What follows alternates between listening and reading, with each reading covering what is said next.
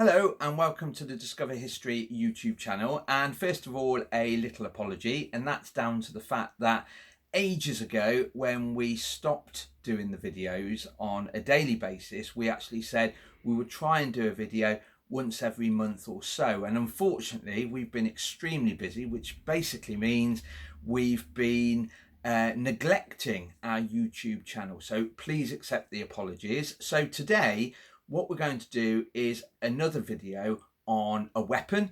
And if you look back through the playlist and look at military history, you will see Ian's done several on weaponry. For example, he took a look at a Brown Bess, for example, and he also had a look at the Martini Henry, for example. Well, today I'm going to take a look at the Matchlock Musket, and the reason for doing this is today, 370 years ago, the Royalists, the Scots, who had marched from Stirling up in Scotland, had covered the 300 miles and they were actually entering Ombersley. And at this time, 370 years ago, there was actually a skirmish, a running skirmish from Ombersley all the way down to the city walls. And that was between the advance guard of the Scottish Army, who were predominantly armed with muskets, and also the Worcestershire militia, who would have been also armed with muskets. And that's because the musket is more of a weapon for skirmishing. However, in the 17th century, most armies were pike and musket. So you would have had the infantry lined up, pikemen in the middle, musketeers on the flanks, and obviously the cannon and also the cavalry as well. But really, for a skirmishing role, as it was 370 years ago, it would have been the musket. So the musket, or matchlock musket, as we usually call it today, was an extremely heavy weapon by the 17th century, but actually slightly smaller than it had been in the 16th century. Now, I always refer to this book, it's one of my favourite books. It's David Blackmore's Book of Arms and Armour, and I've highlighted a couple of pages. So this is the 17th century matchlock musket, and this is a photograph of one held by the Tower Armouries. And interesting fact, the musket I have is also an exact replica of one held by the Tower Armouries. So you've heard me talking and going on about this thing. I'm sure you want to see it. So this, and we won't be able to fit it all into the screen because it's absolutely massive, is my 17th century matchlock musket based exactly on the ones made by the Tower, which was a standard design basically. They originate in the 16th century. Some of them are actually longer than this.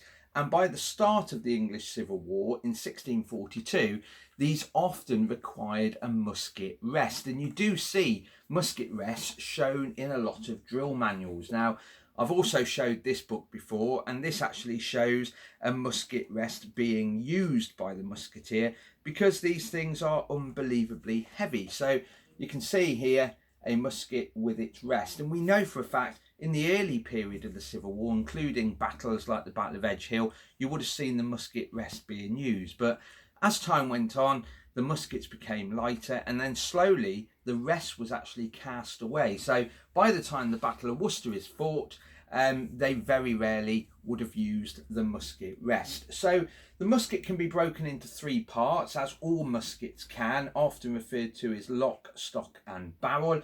And therefore we have the lock, which is this part here, the stock being the wood, and then obviously on the top the barrel, lock, stock and barrel. A few bits about this musket. They're very, very long. You will see the muzzle of it goes all the way up to this end. It's a muzzle loading weapon, like all these early muskets, until you get the breech loaders coming in. And we also have down here something known as the pan, the priming pan. It has a cover on it, and you can open it and obviously close it. And if you take a closer look inside the pan, you may just about see it has a vent running from the pan into where your main charge would be inside. It also has its lock mechanism with what is often referred to as the serpent. This takes the match, making it a matchlock musket. And then obviously we have the trigger and the trigger guard. And by moving the trigger, it moves the burning match with the lock down into the pan. You will also notice that the butt of this musket has a large tail to it, often referred to as the fish tail, and this just allows it to be steadied in the shoulder. Some of them are actually quite intricately carved, really. Now, these would have cost about 11 shilling to buy, whereas if you look at the flintlock mechanism, what is often referred to as the dog lock, they were sometimes anything to about 14 to 15 shillings. So this type of musket was the cheaper option and was used all the way through the Civil War. Towards the end, you do get several dog locks starting to be used in the same design, so you start getting these flintlock mechanisms, but the cheapest is this matchlock mechanism. Now, when you start looking at books, you don't just carry the matchlock musket, you also require the equipment to use it, and as you can see here, you do have a number of objects. The belt is actually something known as a bandolier, and I have one of my bandoliers here, and this is what it looks like. The best thing I can do is rattle it a bit, because the stereotypical sound that you get from musketeers is this. They're noisy. You can't sneak up on anyone, which was rare to do anyway in battles long ago. This is worn from the left shoulder to the right hand side, so I will place it on so you can see how it's worn. And you have 12 wooden bottles. Now, because there is 12 of them, from really the Victorian period onwards, most people referred to these as apostles, which is an incorrect term, because if you look at all the accounts and documents from the age, these are referred to as bandoliers. These are sometimes referred to as bottles, boxes, or even just the term charges.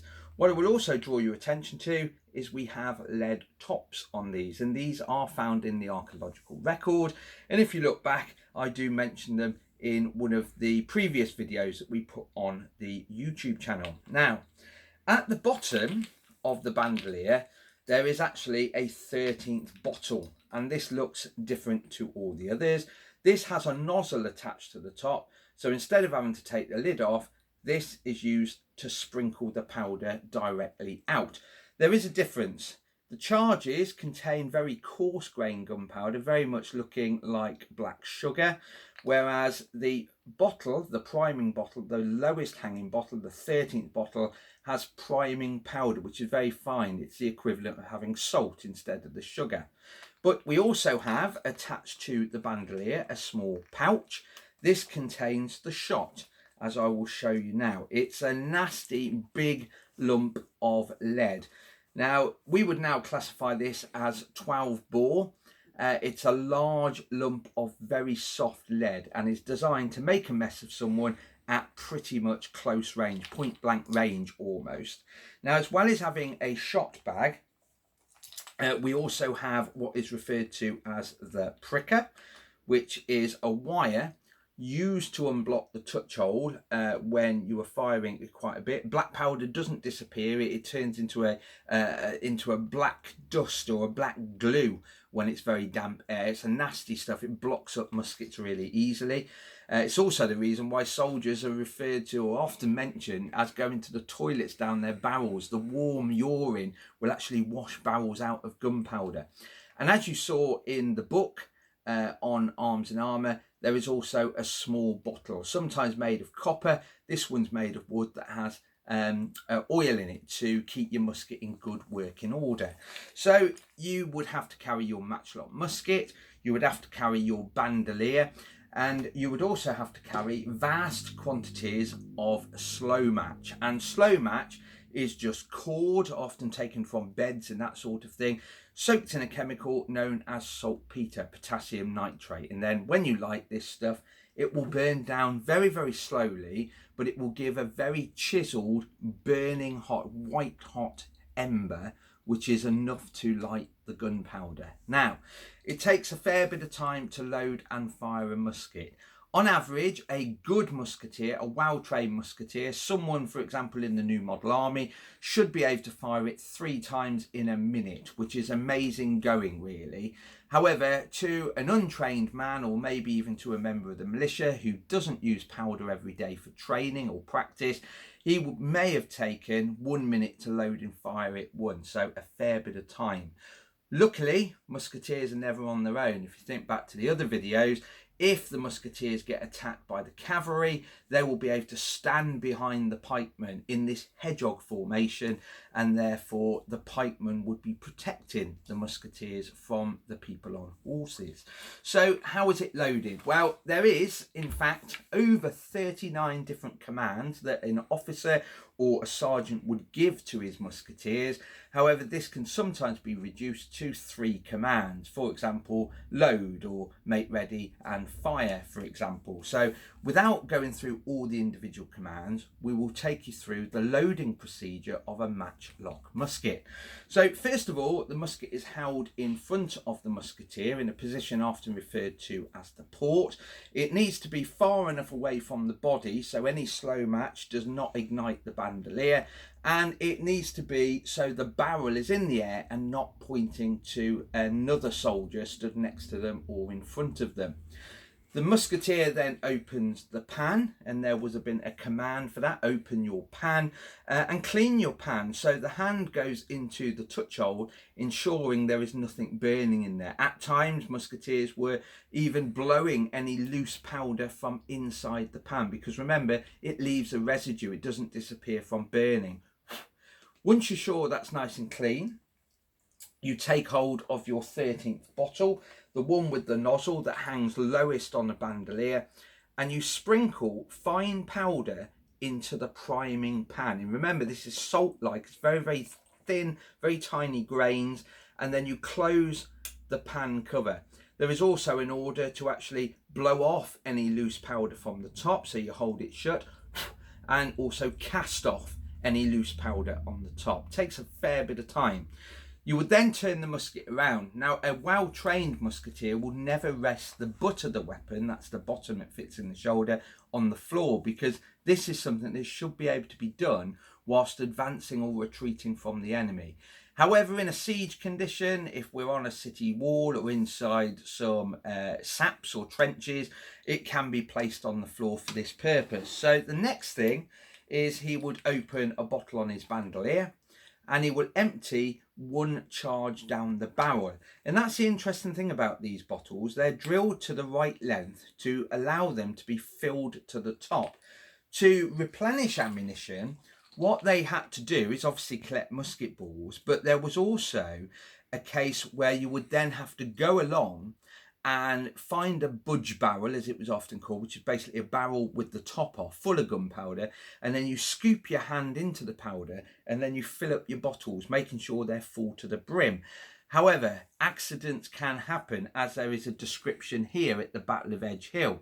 A careless soldier, in fetching powder where a magazine was, clapped his hands carelessly into a barrel of powder with his match between his fingers, whereby much powder was blown up and many killed. And a similar incident actually happened at the Battle of Worcester on Fort Royal Hill as well. And that's down to the fact that the slow match would have to be carried by a musketeer in this position here at all times. So he would be carrying it during the loading procedure like that. That's why I said the musket has to be held away from the body. So you can imagine filling up or replenishing ammunition, the hands go into the powder, this burning match was still in his hand, huge explosion. So you've got to be very, very careful. So you pour one of these charges down the barrel. Another interesting note, lead tops are very useful because a wooden top you would often have in bad weather, the wood will swell. So it's actually easier to get the tops off if they are lead. And like I said, we do find them in the record. Once you've got powder in the pan and powder down the barrel, a ball is then rolled on top of that, and then some wadding. And wadding can be straw, leaves, bits of cloth. It goes into the end. And this is important if you're firing from on a castle wall, if you're firing from high up. You then take out the scouring stick. Now, later on in history, these are metal, and they're also known as ramrods or rammers. They're called scouring sticks in the 17th century. Once it's drawn out, it's turned around and shortened, and then is placed inside the barrel, packing everything down inside. It's then removed. Vitally important, it's removed. It's turned around, it's shortened and placed back underneath the musket like so. Once that's done, that musket is now ready to fire.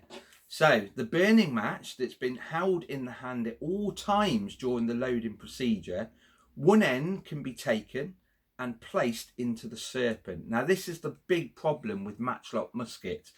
If you've put your match in the lock, cocked it in other words, as time goes by, that's burning down. You have to adjust it. And that was one of the problems with a matchlock musket. You had to constantly adjust. And the other problem is if the match is wet, it can go out. So you make sure it's in the right place, it's cocked. You make sure it will reach the pan, as I'm doing now. Very important to make sure it's going where you need it to go. Once you've done that, it's then placed into the shoulder, usually holding on to one end of the match cord.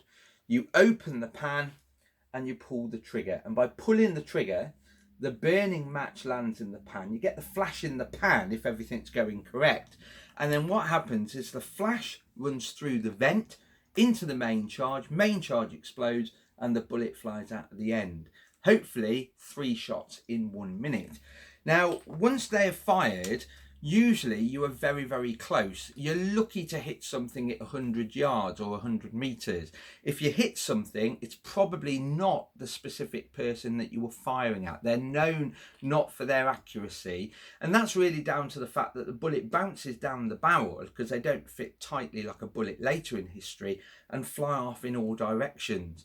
Later on in history, with rifling and tight bullets inside the barrel, it actually it improves the accuracy of them. So they're not the best things, but we're reliant on hundreds of people firing at 100 people. 100 people firing at 100 people, for example, you are going to hit something at close range. We also know these were often fired at point blank range, literally into the teeth of the oncoming enemy.